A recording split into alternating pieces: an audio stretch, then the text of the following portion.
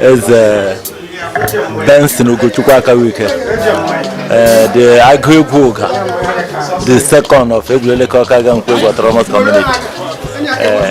Webuno n'ugbu a.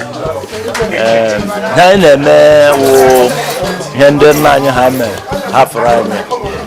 And dịka onye eze mmemme nga taa wee waji ndị anọ nga afọ ugbu a ha na-eji ụlọ ha ga riwezi eji ma ngwacha ji bụ omenala bụkwa ihe ndị eji mara ndị Okaiuga mara ndị Igbo eme bịa lala Okaiuga taa anyị nwere for autonomous community anọ ndị eze ndị nke ọzọ nakwala ụlọ ha dịka m chiri n'ọnga ebi m ebi dịka m gwara gị ọ mmemme ịwa ji and awala m ji rube nkeji olelele m ji wa ji ọ maka m wala ji mere ejigara aṅụ mmanya na-erikwu ya ndewo Elder Godi OZ Ejuogu. I am the palace secretary and the ex-president general of this community.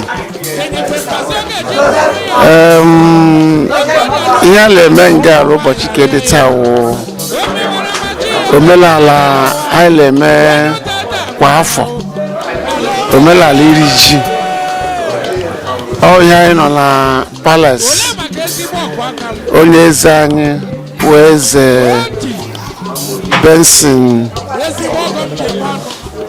Ugochukwu Akabike dị Nkwoegwu the second of Egwuneleke Okaiuga Nkwoegwu autonomous community.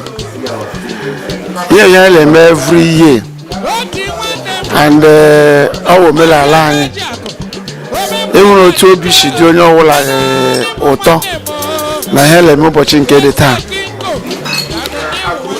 Ịgwa otu o siri dị very important. I nwere the honorable member na-eme represent Umuahia North, Umuahia South and Ikwuano na the Federal House of Representatives. Honorable Obiagocha in our midst. I work with one until the special advisor to the governor of Abia State, Chief Mrs. Aboma Okobas, the ease of doing business in Abia State. Highly Nonga. I got a call no what I can Nonga Lutu. But Nina Euro Mara Bona, and yours on the wicked bar. Often I had a watching we had the important, all had the very young every year by this time of the year. They are what to be the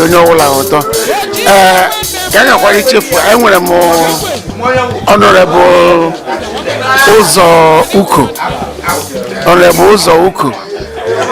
the councillor representing Nkwoegwu ward, no Umuahia North local government area. So I don't make a little for coming. Na ariondo wala geno ngaka ha urobi nwayo ya giri ya gengo la ya gita ojureju onye wala ga masale biala dika ye me witness here la afọ ọzọ anyị legide kwando make witness this kind of event mena so na mene na Jesus amen.